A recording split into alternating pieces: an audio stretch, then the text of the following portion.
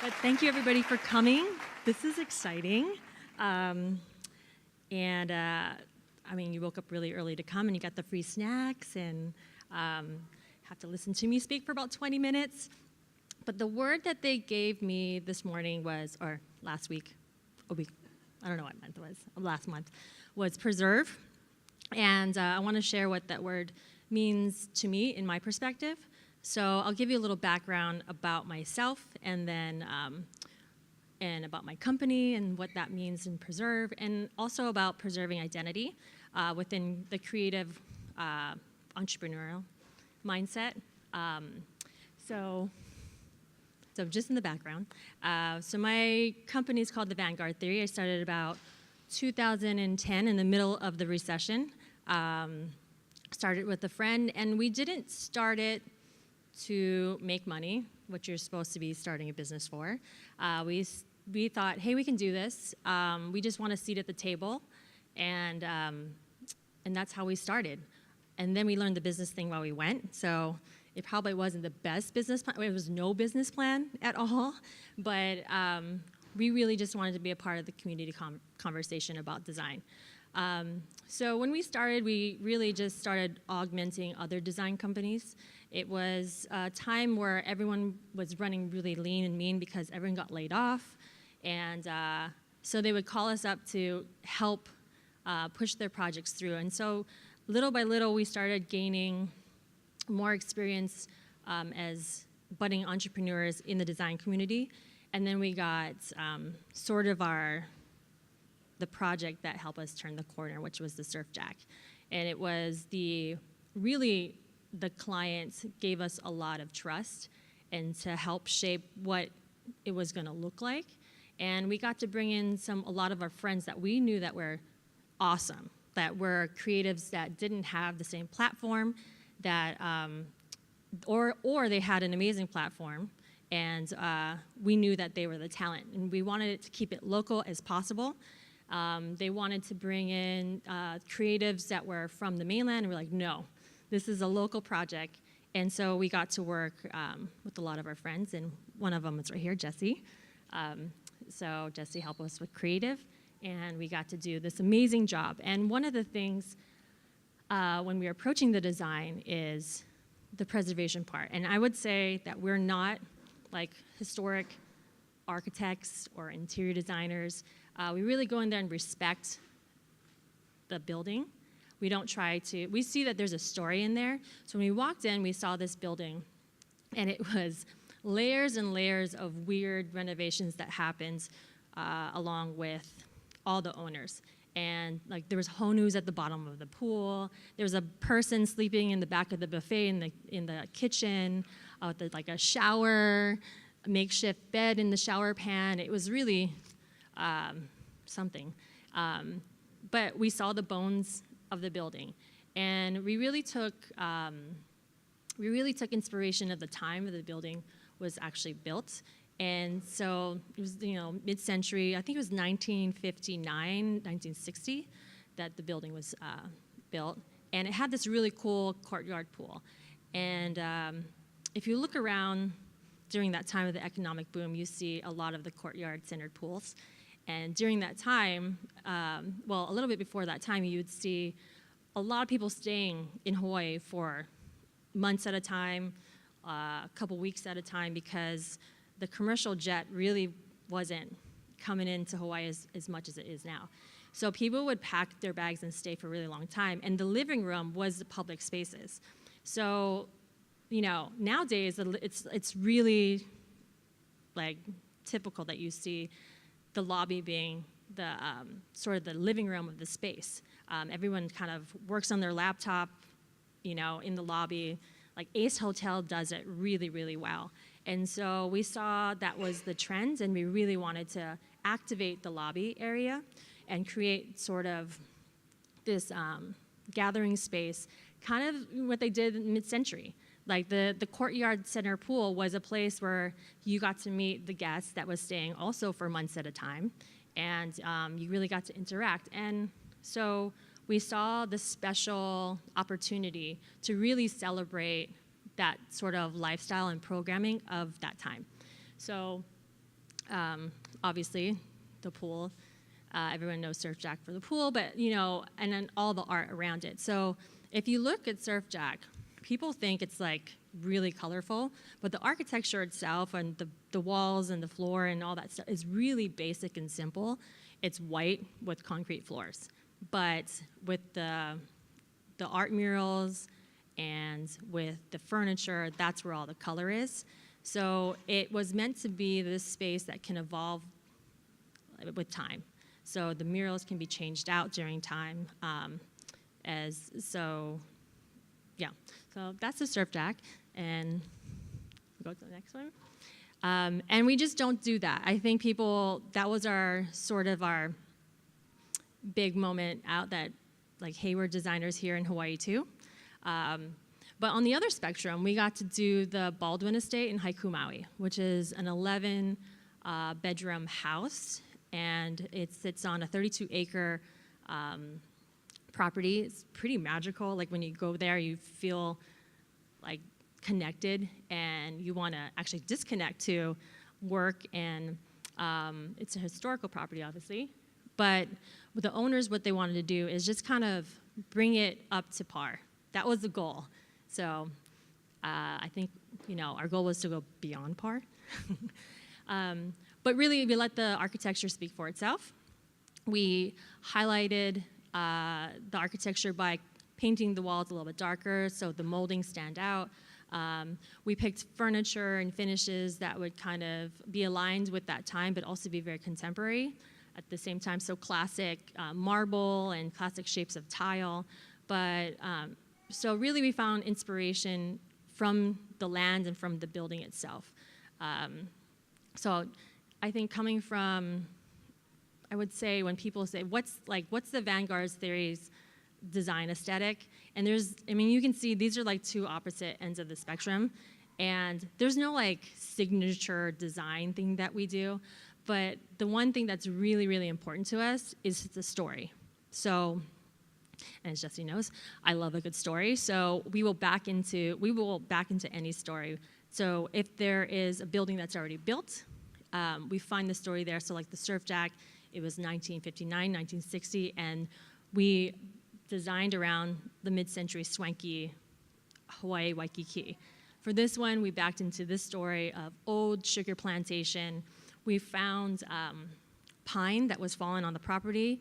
We milled the pine and made some floating shelves, and we went to Bishop Museum with the white gloves and everything and found photos of the plantation and put them on the wall. So anywhere we can plant the story, I think that's really, really important, not only for the people working there, because they can feel there is a little bit more depth to their the place they're working for, but also when the guests come or the tenants come or the residents come, they feel there's a little bit more connection to the space. The other thing that I did last year and the year before was a show called Aloha Builds / Aloha Homes. I don't know what the name is now, but on DIY it was Aloha Builds, but now it's called Aloha Homes. It's still airing on Fridays on HDTV. And this was totally outside of my comfort zone. And I was in the residual year of yes, where I'm a pretty skeptical person. So for most of my whole life, I'd be like, no, I'm not gonna do that, no. And so one year, it was my New Year's resolution. I'm like, I'm just gonna say yes. Like that Jim Carrey movie where he just says yes. I said yes to everything. Now I'm trying to learn how to say no again. But so my brother got approached, and they found him. And you know how they always want like a brother, a husband-wife sort of thing. So David was like, Shelly, you really gotta help me do this. I really wanna do this show. And I was like, no, I don't wanna do it. And I finally said, like, what's the chances of us ever getting picked up? And then, we got picked up. But I think the preservation part in this was actually my identity. When I first started doing the show, I felt this tremendous weight to Hawaii. I asked my friend, who was a filmmaker, and he's Native Hawaiian, I said, I am so pressured to pronounce every Hawaiian word correctly? And like, what if I say something that the community is just like so pissed off at? I'm not representing. And he's like, just be yourself. And I'm like, okay. And I didn't really get it. So the first, like I think most of the episodes, I was really struggling to like be myself. I was in it and I was trying to think of the formula they always want to put you in for TV. Like all those shows are all kind of the same, right? Like there's a renovation. Oh no, there's like, oh, this is a load bearing, like whatever. Like, oh, open space plan. You know, like it's kind of like all the same. So I'm thinking in my head, all right, what do they want? Let me just kind of give them what they want. Like, oh, let me put my business voice on so the people in the mainland can understand me. And I was getting like more depressed. Like I was just dragging my feet like, oh, I gotta do another episode. But towards the end, I just didn't care. And then I realized like, well, preserving my identity, I'm just gonna be myself. So towards the end of the episodes, I'm just like, any kind of words. Like I don't even, like my pigeon was coming out. It's like, I like full, didn't care, like chewing with my mouth open with the musubi, like any kind. And I just felt more comfortable, and I think my brother started feeling more comfortable. So towards the end of the season, we were just more ourselves. And I think the lesson, and I don't even know if it's a great show, but I think the lesson is like that, you know, I have a voice. I have a voice in design, and I have a voice, whether it be on HTV, but it's just, I think for a long time in the design community, we wanted something to all kind of look the same. It was very homogenous. I want, like, when people ask for, like, something modern, contemporary, we all knew what that meant. It was, like, beige on beige. I want, like, streamline, like, when the Waikiki edition came in, you guys remember that? Like, it was beautiful. It was white, and everyone in Hawaii was like, their mind was blown, and every time we had a hotel client, they're like, I want the Waikiki edition. And I was like, all right, that's an easy formula. We can do the Waikiki edition, but what about this? No, we want, like, white on white. But I think, like, nowadays, people want something different, especially with social media. You can copy and paste all day long of your, like, I can do beige on beige all day. I can copy what I saw on Instagram and put it here in Hawaii. But there's no depth, there's no story, there's no preservation of identity, then it looks like everything else. So that's what I'm trying to learn through this whole thing, is to tell a story and to preserve the, like, Hawaii local identity and give it a sense of place. Oh, I do want to wrap up and say one thing. So, well, many things, but there's a newsletter with my picture on it, and there was a quote that said, was it like, follow your passion and then the money will follow? I don't think that I said that, or if I said that, I was drunk. But I don't think it's true. Like, I don't think that, like, you follow your passion and you can make money. Like, I'm still waiting. But I think, you know, if I followed my passion, I would have been a pro surfer right now. Like, when I was younger, I would surf all the time. I was super purple. I'm Filipino. I was super purple, that I would, like, surf a couple times in the morning, go to school, go to work, dawn session, or sunset. What's dawn? I don't know. Sunset session, and then do it all over again. And I was like, I would watch surf videos all the time and try to really be a good surfer. But if I did that, like, I'm not gonna get paid. But I think finding your passion, my passion is design, and then if you can figure out how to be a good business person, figure out your own voice so you're not all, like, the same, then maybe you'll make money. But I think I'm not there yet, so I don't want to take credit for that quote. Yeah. Anyway, thank you for listening, and, you know, thank you, Noah, and the sponsors for having me. Okay, so what are we working on right now? We're working on a hotel called Renew. That is a soft renovation, and it's on the wellness kind of direction. So wellness in the aspect of not like putting a fitness center in the basement in the corner, and a massage, like a spa with some lomi rocks on the back. Wellness in the aspect of, I think, nowadays in terms of mindfulness and meditation and give back. And there's I think there's a really great conscious consumer nowadays who wants to have the control and the ability to partner or buy things that they're aligned with their own morals and values.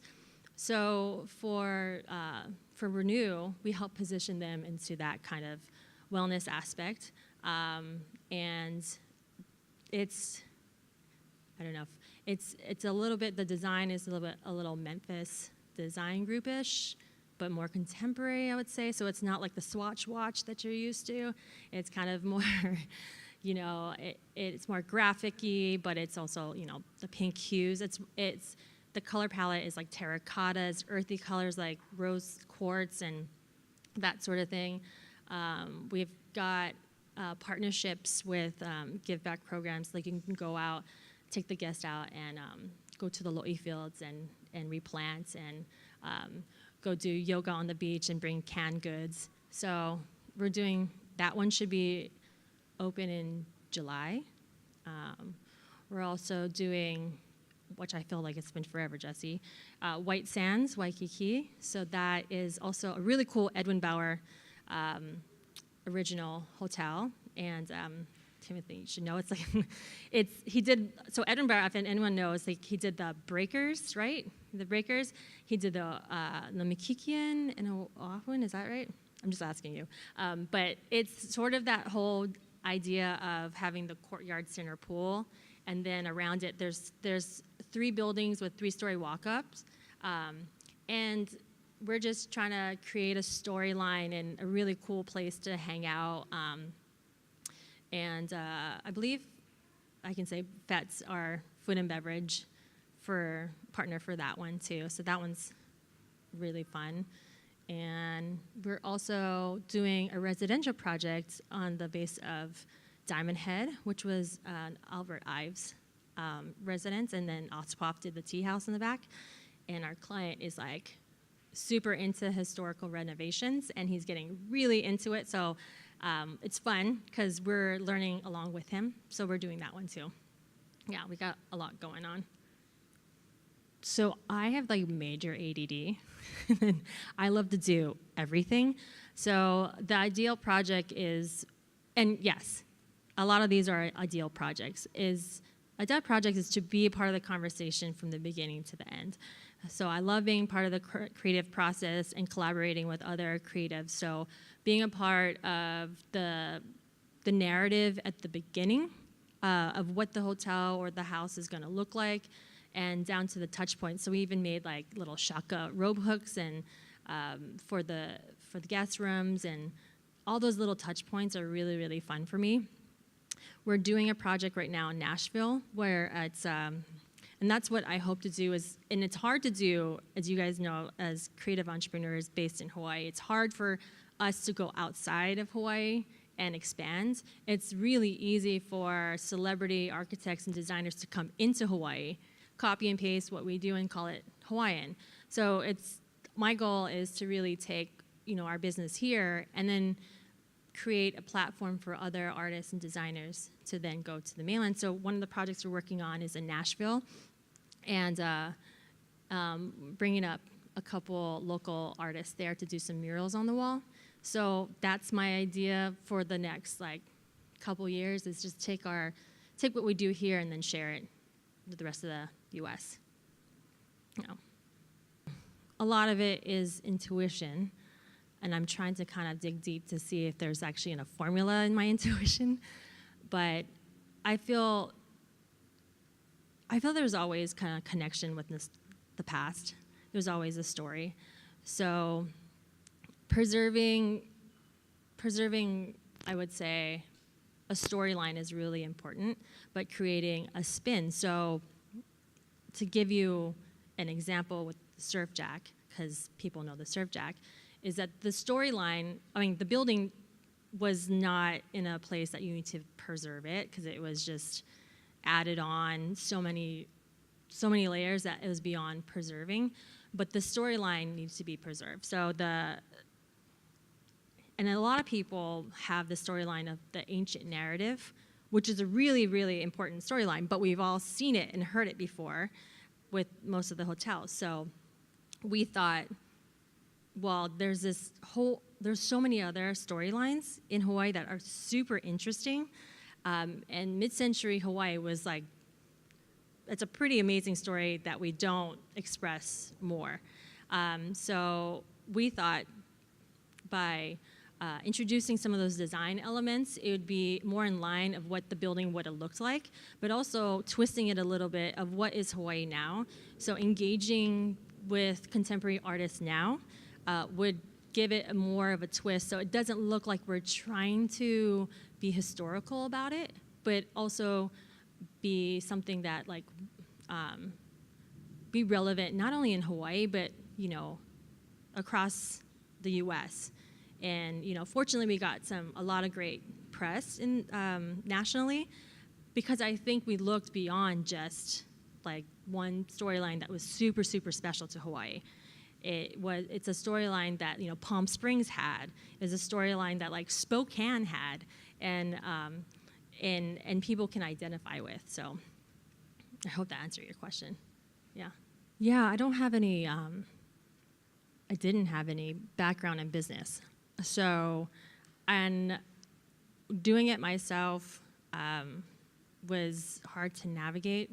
So I spent a lot of time asking friends who were entrepreneurs. And the funny thing is we were all at the same level, so we were just asking dumb questions to each other and then like going nowhere. But every free time, every minute that I'd have, I would spend reading up about stuff, business books, magazines, seminars, whatever. Some things were better than others, but I would say looking back, what I'd hope that I needed was just people who knew what they're doing, like people who could advise me, mentors. And I didn't have a lot of mentors, and the people that I did ask were either working for somebody, you can take what you want from everybody and piece it together, but I didn't have somebody who went through the grind. And as a lot of you guys know, owning your own business, you can get really depressed because you feel like, I'm going nowhere. I don't know if I'm doing the right thing. You hit so many dead ends, and it can be really costly dead ends. We even made up this fake person, by the way. One time we had an invoice that wasn't paid. It was $30,000, and that's still a lot of money right now, but that would have, if they didn't pay that would have folded our company. So we made this fake person up because we wanted to be nice. And so we made this fake person. Her name was Brooklyn Hashimoto. And Brooklyn played softball on the weekends, and she was a tita. And if she wanted money, she would come knocking at your door. So we made a fake email, and Brooklyn would come after you like crazy for your invoice. And we eventually got paid, but I might have to bring back Brooklyn every once in a while. But yeah, to answer your question, I wish I wish I had the community. That's why this is pretty cool. But I wish I had the community of people to kind of swap battle stories with, or somebody who's been there before to advise me, maybe you should look at doing it this way, or here's a support that you could probably look into. Yeah. No, so I'm going to try to be abstract about this because I can't say too much about it. But we were trying to find a story for this area that, can be pretty seedy. And it was a new build, so there's no story there. So we had to kind of think, on a broader scale, what can we say about this area and whatever. And somebody had mentioned stories about like madams and like a whorehouse, which I thought was an amazing story, but like maybe it's not good to draw upon design inspiration. I don't know. I think that you could twist it any other way, but I think being uncomfortable. I mean, even that, I would have a really good time, like figuring out a story. And some other stuff, I think, that might be sensitive. I don't think we came across yet, but we have had instances where we were told this is going to be it. Like, you're given, here, paint in this box.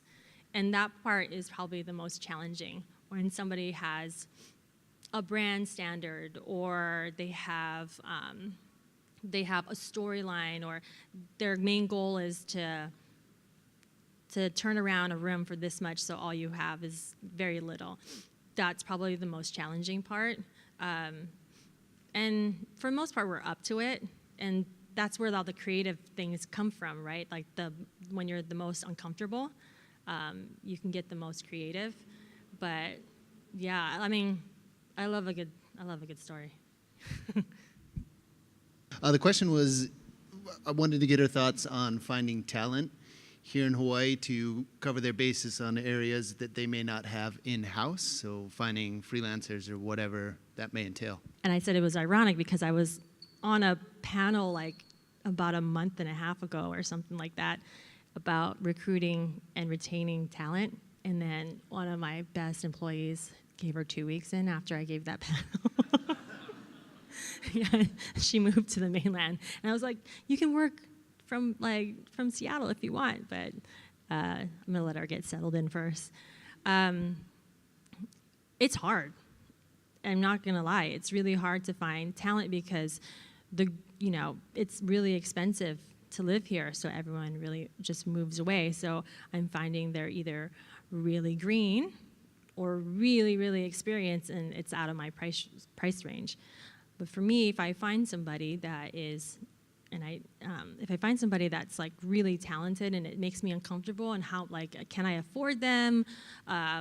Would this be, am I making the right decision? It's going to tip the scale of my company. Is what all these things that risk, just starts spinning around in my head. But if I find somebody that might not be the person that the position that I'm looking for, and if they're really talented, I'll hire them. And I know it's probably not the best way to staff people. It's like most people have like a player list, right? And then they're trying to find people to fill that position. But for me, if I meet somebody and I'm really impressed with them, I'll find the position for them. I had instances where like I needed to find somebody and I just filled the spot because I needed to find somebody, but they didn't, those aren't people that last very long because I'm just trying to fill the gap. And in terms of independents, I've worked with independents too. And certain positions I think is easier to fill than other, like, a lot of graphic designers actually work freelance. And so that's really normal. To find a graphic designer that's like freelance is great. And we're pretty small. We're 6 people. And so when we have a big project, we like to scale up. So we'll find partners that we've worked with over the years that are independent and want to stay independent. So people who are draftspeople, graphic designers. I have friends that are still independent interior designers that are stay-at-home moms, and they don't want to have a full-time job. So I'll call on them. I have colleagues that I've worked with and now on the mainland that they'll take a job here or there. But yeah, that's how I do it.